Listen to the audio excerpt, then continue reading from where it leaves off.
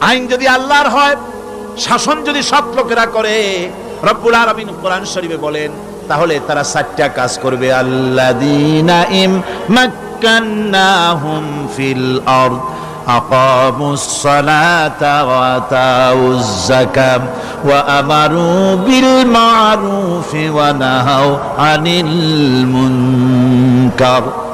মুমিনেরা ক্ষমতায় এসে প্রথম যে কাজটা করবে, প্রথমে ক্ষমতায় এসেই নামাজ বাধ্যতামূলক করবে। প্রথম কি? ওয়াজ নসিহতে অনুরোধ করা হবে না, বাবাজিরা আল্লাহর রাস্তায় নামাজটা পড়ে না।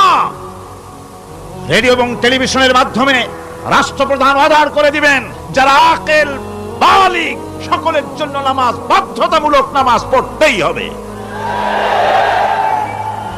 এটা অর্ডার। বেলা যখন 1টা বেজে যাবে, বেলা যখন 1টা বাজবে, সমস্ত মসজিদে আজান শুরু হয়ে যাবে।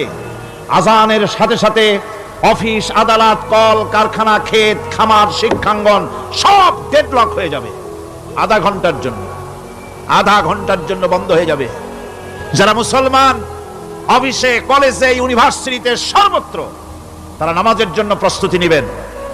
আধা ঘন্টার ভিতরে নামাজ আর খানা সেরে আবার কলেজ চলবে, বিশ্ববিদ্যালয় চলবে, কল চলবে, কারখানা চলবে, ক্যান্টনমেন্ট চলবে, সেক্রেটারিয়েট চলবে, সব আপন গতিতে চলতে থাকবে। আল্লাহর রহমত, বরকত আকাশ ফেরে নাজিল হয়ে যাবে।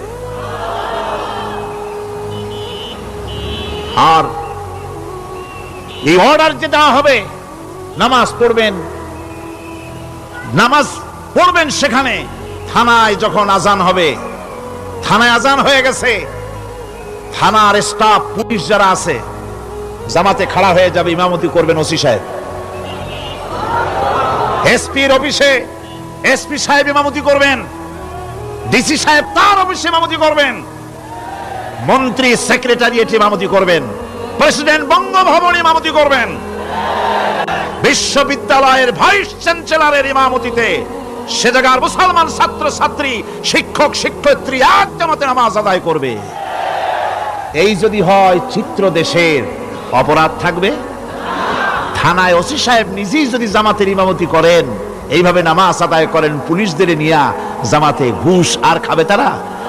এসপি সাহেবের অফিসে, ডিসি সাহেবের অফিসে মন্ত্রীরা যদি ভাবে নামাজ কায়েম করে, তাহলে কি অন্যায় অপরাধ কিছু থাকবে সমাজে? থাকবে না।